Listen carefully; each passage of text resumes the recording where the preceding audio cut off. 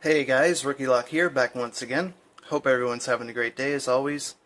And today I have a package here. Well, I got this a little while back, but I've been meaning to share it with you guys. This is something that'll hopefully get me started in a new venture in my goal of becoming a locksmith. Might as well just get with it without any further ado. As you can see, it's a safe lock. It's a Sargent and Greenleaf, Group 2, obviously, and it is a 6741. Just for transparency's sake, I already unboxed this, and in fact, this is my second time filming this video because the first time filming it, I got a call from my mailman, and she had this package here for me. So this is from Daz Evers, by the way, and Daz, we don't have to worry about the package. It's right here, safe and sound. But for today, I'm going to go over this safe lock with you guys. I built a little stand for it, and I want to get it mounted. And again, for transparency's sake, I have already kind of test mounted this just to make sure this video goes okay. So we'll just get everything out of the box that we need. We don't need that. I think that's something for a relocker for a particular safe. And like I said, I bought this off of eBay, and the seller works for a locksmith, and the locksmith sells safes, obviously.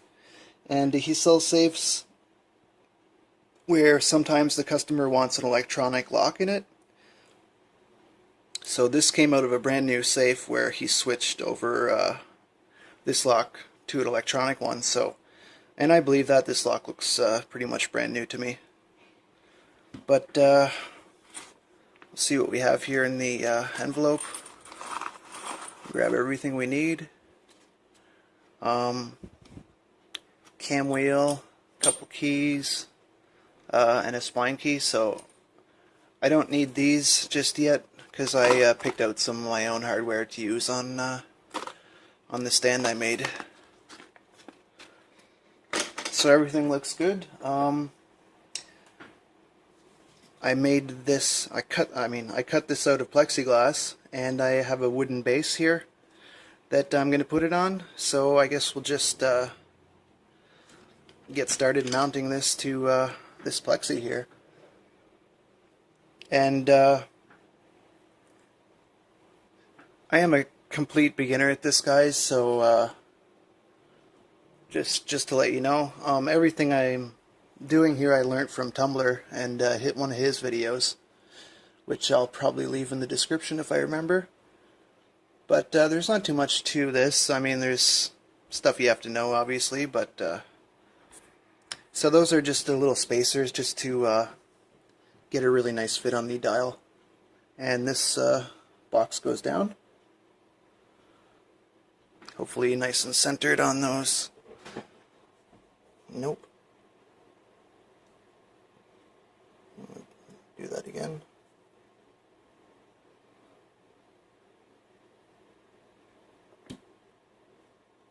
Alright, that'll get us started, and I have these screws that I picked out here, and I actually tapped the plexiglass 832, I think.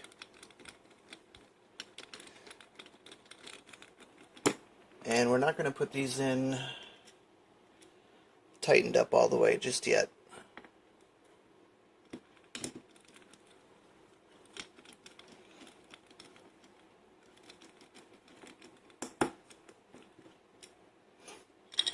Hopefully this video comes out a bit better than the last one anyway.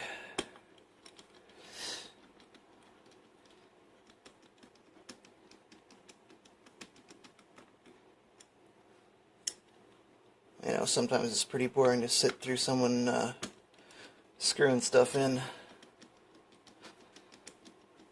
Maybe I'll fast forward this part, I'm not sure. So those are in, not completely tightened all the way. And I think next step I'll just flip this over, take a look. You can see our plastic spacers there. Looks okay. And we'll put this dial ring on here next. Right about there. Again, well, this I should be tightening all the way, but depends how close I can get it lined up. We'll see. Might have to take the dial itself on and off a couple times, but we'll see how it goes. Oops. Dropped a screw. Luckily I can see it. So it's nice to have a clean workspace. So when you drop things, you can actually find them. Okay, you can see I forgot to mention these holes are rectangular, so you can have some adjustment here on your dial ring. But it looks like I hit it pretty well right on, so I'll try giving it a tighten.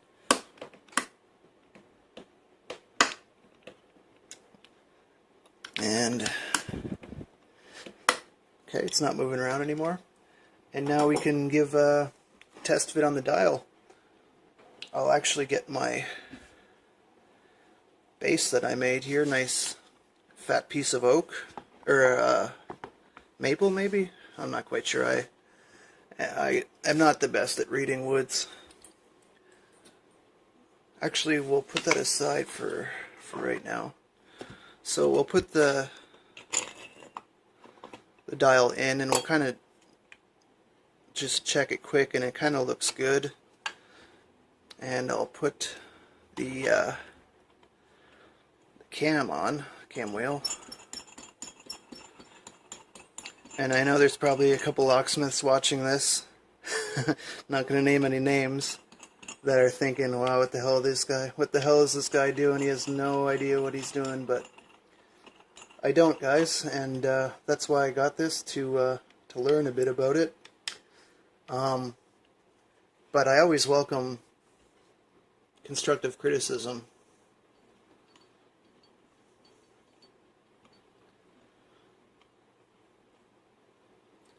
So that looks good, and right now we're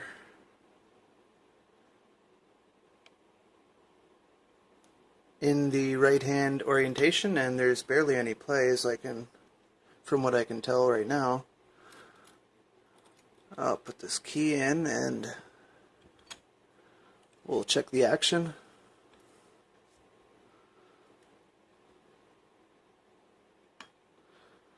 There we go. And okay, we'll check the action first.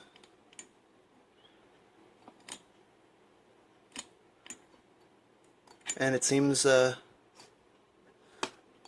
pretty good. And I should add too, this spindle, if it was in a real safe, it would obviously be cut to the length it needs. I kind of don't want to do that because I don't know what I want to do with this lock. If I ever want to use it in the future or sell it or whatever, no one's going to want it with a little spindle that long, so I'm going to leave the spindle like that. I actually made this this plexiglass plate here. This is the original back that goes on. So I made a plexiglass version and I put a hole in it, so you can see here with the key jammed down all the way, this would fit on nicely, and it depresses the relocker there, and it lets you still, sorry, it goes this way, lets you still see in the back of the safe, and lets you still change the combination. So I think I call that a job done. There's lots more I could talk about on this lock, but I'm gonna probably do it in another video. don't want to make this video too long. But there it is, nicely mounted up. And one thing I will mention in this video, this is not a bypass, guys. This just locks the dial in place, so you can't dial a combination. Once unlocked, you still need to dial a combination to retract the bolt here. But like I said, I'll talk more about that in another video. I just wanted to get this mounted up, and now I actually have another package to open here from Daz. So stick around for that. That'll be the next video. And as always, guys, don't give lock pickers a bad name. Don't pick locks that you don't own or have permission to pick. Alright guys, take care. See you on the next one.